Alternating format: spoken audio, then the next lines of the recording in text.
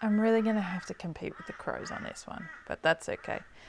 I realised that I never actually followed up on Ned's pelvis. So if you haven't seen this pelvis before, there is, I made a Facebook post about him with a couple of photos. As you can see, these two halves are definitely not the same of his pelvis. It is also in two halves, so the pubic symphysis is no longer together. It was when he was alive.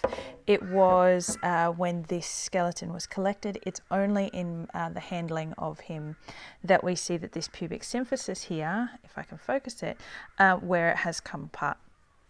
So this is the part of the pelvis that should fuse in the pubic symphysis. You can see here where the fusion had happened, and then you can see where there was no fusion through that joint.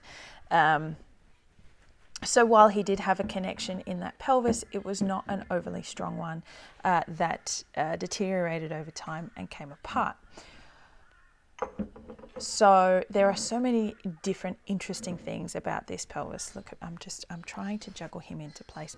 But what you can see on this side, this is the top of his pelvis. So this is the tuber sacrale or the croup.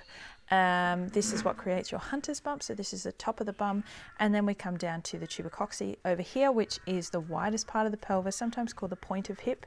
It actually has nothing to do with the hip joint in a skeletal way, rather. The true hip joint of the horse itself is actually back here. So you'd have the big meaty mass of your glutes, your big top butt muscles up here, sitting over the top of the ilium, which is this bone.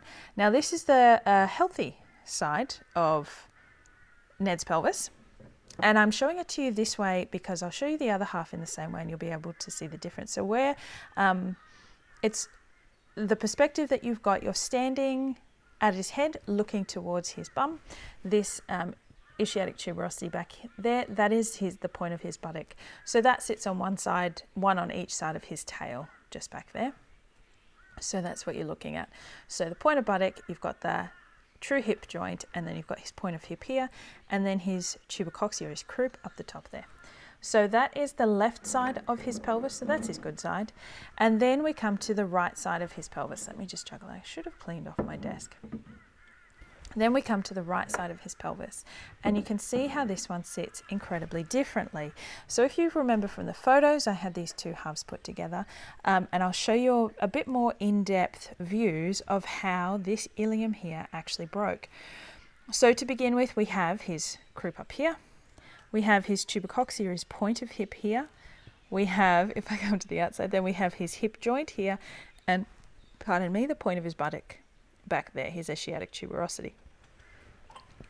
So as you can see, this ilium here, which is this part of the bone, it doesn't sit as smooth as the other side. So this is what actually broke when Ned had his accident. You can see this part that sticks out here, that's actually where it belongs. So this part did not break. You can see this crease through here, which is where the break occurred. And so if I put my hand in position, that tuber cocci here, his point of hip, should actually be out probably a bit more like where my wrist joint is, if it were where it was supposed to be. So you can see that when the break occurred, the entire piece dropped down and in, probably pulled by the forces of the muscles, gravity, all of that sort of stuff. It goes in and down. But what's really interesting for Ned is how it remodeled. So not only did it go in towards the center of his body and down towards the floor, gravity, but it also rotated a little bit backwards. So when we look on the inside here, you can see that we have overlap of the bones, and I just have to make sure I keep my focus because we're going in deep here. Come on, focus. So you can see that we have the overlap of the bone here as it's come backwards. So this is his tuber cocci here, right? And the whole thing has come in and backwards. Now his body was given time to heal, to see if he could be paddock sound. And that's where we have this remodeling that has occurred through here. So all of this remodeling in here, let me turn and see if I can get a little bit better light. There we are. So we have this remodelling. Wowza! There we go.